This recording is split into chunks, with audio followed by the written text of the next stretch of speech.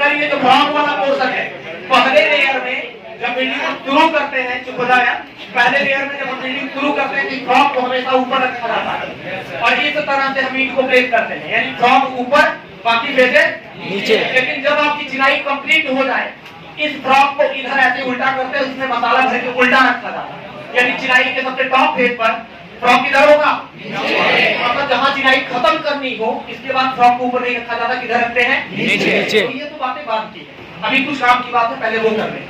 पहले काम की बात कर ले, फर्स्ट टर्म आता है मैसोनरी में, पहला टर्म आता है फेस या फेसिंग, दूसरा आता है बैक या बैकिंग। अभी ध्यान से सुनो, पहला टर्म है क्या, फेस या फेसिंग। फेस या फेसिंग की बात की जाए तो जब किसी चिनाई में आप जहां खड़े हो, अभी तो का अरेंजमेंट मत देखना, सिर्फ जो मैं बात कहना चाहता हूँ वो सुनना। जब किसी चिनाई में देखें तो सामने से खड़े होने पर, मतलब आउटर वॉल की तरफ से जो ये पहला फेस दिखता है, इसी फेस को बोलते हैं फेसिंग। क्या बोलते हैं, और फेसिंग पर जो मटेरियल आपने प्रयोग किया है, देख लो मेरी बात ध्यान से सुन लो। जब कोई चिनाई हम शुरू करते हैं तो चिनाई में सबसे पहला जिधर आप खड़े हैं, जिधर खड़े हैं मतलब किधर खड़े होंगे, मोस्ट ऑफ द टाइम हम आउटर साइड खड़े होते हैं, किधर आउटर साइड से जो ये पहला फोर्स मतलब फेस दिख रहा है, ये टर्म दिख रहा है, ये जो आपको सतह दिख रही है, वर्टिकल सरफेस दिख रहा है, सरफेस को बोलते हैं फेस। क्या बोलते हैं, और जिस मटेरियल का इसे बनाया गया है इसे बोलते हैं फेसिंग। क्या बोलते हैं, अभी ध्यान से बात सुनते चलो। दूसरा ये जो पोर्शन दिख रहा है आपको, जस्ट इसके अपोजिट ये वाला सरफेस भी तो होगा, इस सरफेस को हम नाम देते हैं बैक, जिस मटेरियल का इसे बनाते हैं उसे नाम देते हैं बैकिंग। अब एक नया टर्म आता है, फेस और बैकिंग तो समझ गए, एक नया टर्म आता है हर्ट। क्या टर्म आता है, और हर्टिंग। क्या टर्म आता है, हर्ट या हर्टिंग। ऐसा होता है जब चिनाई की दीवार एक ईंट से ज्यादा मोटाई की हो, किसी को समझ नहीं आ रहा एक ईंट की मोटाई कैसी होती है, तो ईंट को रखो ऐसे, कितने ईंट की मोटाई है, एक ईंट की, एक ईंट की मोटाई है ना। जब कभी दीवार एक ईंट से ज्यादा मोटी हो और दीवार को बीच में हॉलो बनाया गया हो, हॉलो का मतलब खोखला, तो यहाँ दोनों दीवार के फेस और बैक के बीच में गैप होगा। क्या होगा, गैप। इसी गैप को हम लोग नाम देते हैं, इसी गैप को नाम देते हैं हर्ट। क्या नाम देते हैं, और दीवार में इसको भरने के लिए कभी कभी हम ईंट के कत्तर, रोड़ी, पत्थर इनको में फिल कर देते हैं, इसे बोलते हैं हर्टिंग। क्या बोलते हैं, हाँ, यह वह पोर्शन है जहां से दीवार दो अलग अलग फलकों में फटकर अलग हो सकती है, तो आप इसे नाम देते हैं क्या, हर्टिंग नाम देते हैं। अभी हर्ट, हर्टिंग, फेस, बैक और फेसिंग और बैकिंग, क्या ये टर्म क्लियर हुए? नाउ नेक्स्ट वन, अगली बात करेंगे, अपना अगला टर्म है कोड। एक ईंट इधर है, मतलब हम कहेंगे किसी दीवार के फेस और बैक के बीच, मान लो ये फेस है और ये बैक, अरे यही दीवार है, मैंने ऐसे कर दिया, किसी दीवार के फेस और बैक के बीच ये जो खाली जगह है, इसी खाली जगह को हर्ट नाम देते हैं। क्या नाम देते हैं, हर्ट नाम देते हैं। और यहाँ पर अगर मोटाई ज्यादा हो, बीच में कभी कभी गैप में हम क्या करते हैं, ईंट के कत्तल, रोड़ी, पत्थर भर के इसे फिल करते हैं, इसे बोलते हैं हर्ट फिलिंग। और ये जो दीवार अगर यहाँ से फट के अलग हो जाए तो इसे बोलते हैं हर्टिंग फेल्योर, और इस सेगमेंट को बोलते हैं हर्ट। क्या बोलते हैं, क्या ये सब क्लियर हो गए? ऐसा क्यों करते हैं सर? हाँ, ये सवाल है। दीवार को कभी कभी साहब खोखला बनाना होता है, इंटरमार्टे बॉर्डर की तरह, ताकि हीट रेजिस्टेंट का काम ले सके। किसका, हाँ, साउंड प्रूफिंग का काम ले सके। और ऐसा करने के लिए दीवार के एक फेस और बैक के बीच में क्या देते हैं, खाली जगह देते हैं। समझ गए क्यों देते हैं, ताकि उसमें एयर खड़ी रहे और हीट इंसुलेशन का काम हो सके। इस तरह की दीवार को बोलते हैं कैविटी वॉल। क्या बोलते हैं, अभी समझ में आया, कैविटी वॉल। और अच्छे होंगे, पहले आप मेरे साथ समझने का प्रयास करिए। आज मैंने शुरू किया है तो सुन लो कि कल तो ऐसे बुलाया था, बाद में शुरू किया है तो समझो। आपके टर्म बाय टर्म समझना। कितने term clear? Yes sir. Now next term, हाँ सर। आप एक सॉलिड वॉल बनाना चाहती हैं। जब आप सॉलिड वॉल बनाना चाहती हैं, दीवार के बीच में क्या करती हैं, आप फिलिंग करती हैं। और जब अगर कैविटी बनाना होगा तो कोई भी मटेरियल इस्तेमाल नहीं होता। नेक्स्ट टर्म बात करेंगे, अगला टर्म है कोर्स। क्या टर्म है, कोर्स। अच्छा, कोर्स क्या है, किसी भी ब्रिक मैसोनरी में ईंटों की एक हॉरिजॉन्टल लेयर, ये जो दिखाई दे रही है, इसी लेयर को आप नाम देते हैं कोर्स नाम देते हैं। क्या नाम देते हैं? अब कोर्स के बाद अगला टर्म जो हम लोग को देखने को मिलेगा, याद रखना, ईंटों की इस हॉरिजॉन्टल लेयर में आप जो भी हॉरिजॉन्टल लेयर ईंटों की रख रखे हैं इसे क्या बोलेंगे? एक हॉरिजॉन्टल लेयर कोर्स कहलाती है। क्या कहलाती है? कोर्स। अब हमारी ध्यान से बात सुनो, कोर्स की मोटाई हमेशा इस ईंट की मोटाई और इसके ऊपर मसाले की मोटाई का समेशन होती है। मतलब एक कोर्स में ईंट की मोटाई और साथ साथ मसाले की मोटाई जोड़कर बात की जाती है। अभी बात समझ में आई? नेक्स्ट बात करेंगे। कोर्स के बाद अपना अगला टर्म हम लोग को देखने को मिलेगा। कोर्स के बाद नेक्स्ट टर्म बेड। क्या टर्म आता है? ये बेड क्या है? ये बेड क्या है?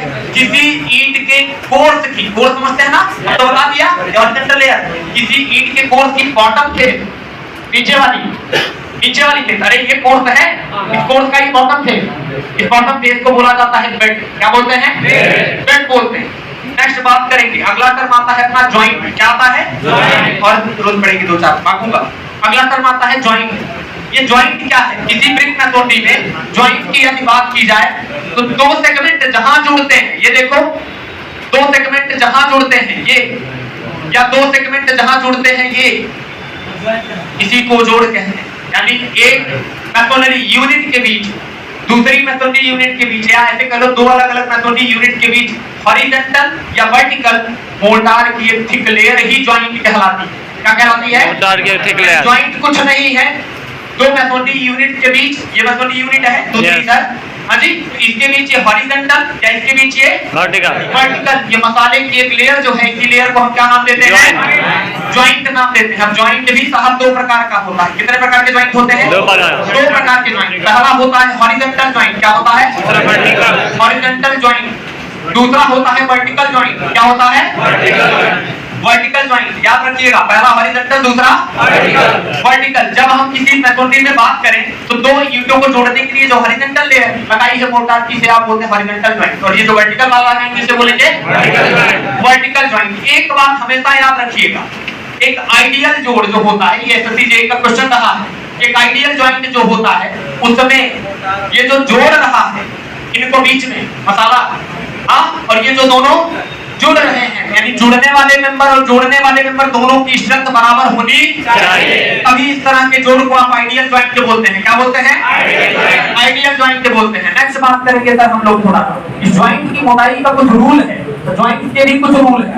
पहला जो नियम चलता है जॉइंट की मोटाई के लिए, वो नियम ये चलता है कि किसी भी ईंट की चिनाई में, अभी मैं ईंट की चिनाई की बात करूं, बाद में फिर स्टोन की भी करूंगा, और वहां थिकनेस अलग होती है। किसी भी ईंट की चिनाई में हॉरिजॉन्टल जॉइंट या इस वर्टिकल जॉइंट की मोटाई 10 mm, कितना? 10 mm, यानी 1 सेंटीमीटर से ज्यादा नहीं होनी चाहिए। अब इस जॉइंट में दो टर्म आते हैं। पहला टर्म आता है स्ट्रेचर। क्या टर्म आता है? स्ट्रेचर शब्द आता है। ये स्ट्रेचर क्या है? ध्यान से सुन लो, ईंट के एक कोर्स में लगे एक ब्रिक खंड की ये लंबाई देख रहे हैं, और ये मोटाई वाली डायमेंशन जो आप देख पा रहे हैं, इसी को क्या शब्द बोलते हैं आप? स्ट्रेचर। या दूसरे शब्दों में कह लीजिए किसी ब्रिक की सबसे लॉन्गेस्ट कहने पर लंबाई आती है, लॉन्गेस्ट फेस क्या कहलाती है? स्ट्रेचर कहलाती है। और सबसे शॉर्टेस्ट फेस क्या कहलाएगा? ये पोर्शन हेडर कहलाएगा, ये पोर्शन स्ट्रेचर, ये पोर्शन टॉप कहलाता है, ये पोर्शन बैक। अब समझ में आ गया? Bottom T back. आप समझ गए? अच्छा, इतने टर्म समझ गए तो हम अगले टर्म पर बात करेंगे। सारे फेसेस चाहे बैक पर हो या फ्रंट पर हो, सारे फेसेस इस लॉन्गेस्ट साइड में ही रखे गए हैं। इस तरह के कोर्स को आप नाम देते हैं स्ट्रेचर कोर्स। क्या नाम देते हैं? Stretcher course. लेकिन जब मैसोनरी में हमने क्या कर रखा होगा, सारे फेसेस हेडर वाले रख रखे, तो इस कोर्स में आप इस कोर्स को क्या नाम देते हैं? अभी बात क्लियर नहीं हुई, बात थोड़ी और जस्टिफाई करते हैं। जब किसी मैसोनरी में हम लोग ऐसा करें कि मैसोनरी का केवल हमें हेडर ही दिख रहा है, यानी जब किसी मैसोनरी में केवल एक ही, चाहे बैक से देख रहे हैं या फ्रंट से देख रहे हैं, एक ही पोर्शन दिख रहा है। कौन सा पोर्शन? केवल स्ट्रेचर वाला। यानी जब किसी कोर्स में, कोर्स समझते ना, हॉरिजॉन्टल लेयर, जब किसी कोर्स में ईंट का केवल हेडर वाला पोर्शन दिखाई दे उसे हेडर कोर्स, जिसमें केवल स्ट्रेचर वाला कोर्स दिखाई दे उसे स्ट्रेचर कोर्स बोलते हैं। उसे क्या बोलते हैं? स्ट्रेचर कोर्स बोलते हैं। अब आगे कुछ कहानी आती है। कहानी बड़ी सिंपल सी है। एक टर्म आता है क्वाइन, QUIN, QUOIN, पॉइंट। हाँ क्वीन मत कहिएगा, मैं पॉइंट बोलता हूँ, क्वीन का कुछ दूसरा मतलब है। हाँ जी बताते हैं, पहले लिख लेते हैं। पहला टर्म है पॉइंट, क्या शब्द है?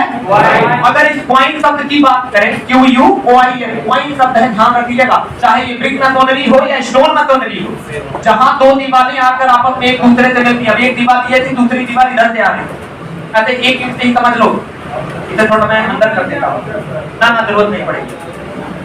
इधर एक दीवार ये थी, दूसरी दीवार इधर से आ रही, एक दीवार इधर से आ रही, दूसरी दीवार, इन दोनों दीवार का ये बाहरी आउटर कॉर्नर, जैसे ये दीवार जा रही है, ये दीवार आ रही है, इसका बाहरी आउटर कॉर्नर, ये वाला पोर्शन, इस वाले पोर्शन को ही पॉइंट बोलते हैं। क्या बोलते हैं? हाँ QUOI, फिर मत बोलिएगा, पॉइंट बोलिएगा। हाँ इसे बाहरी आउटर पोर्शन को हम क्या बोलते हैं? पॉइंट बोलते हैं। अब अगर ये स्टोन मैसोनरी में है, स्टोन मैसोनरी में, तो यहाँ जो स्टोन्स लगाए होंगे, आप ये देखो ऐसे लगाए होंगे ना सर, ऐसे, तो जो स्टोन इसको बनाने के लिए लगाया होगा इस आखिरी किनारे को, इसे बोलते हैं पॉइंट स्टोन। क्या बोलते हैं? और अगर आपने ये ब्रिक मैसोनरी की है, तो जो ब्रिक यहाँ लगाया है उसे बोलते हैं क्वीन ब्रिक या पॉइंट ब्रिक। क्या बोलते हैं? पॉइंट ब्रिक मत बोलिएगा, क्या बोलते हैं? पॉइंट ब्रिक, पॉइंट ब्रिक बोलते हैं। इतने टर्मिनोलॉजीज हैं जिनके बारे में मैंने अभी बात की। अब आपके नोट्स, अभी ग्रुप में मैंने दो फोटोज भेजी, arch back, full back, pin closure, king closure, थोड़ा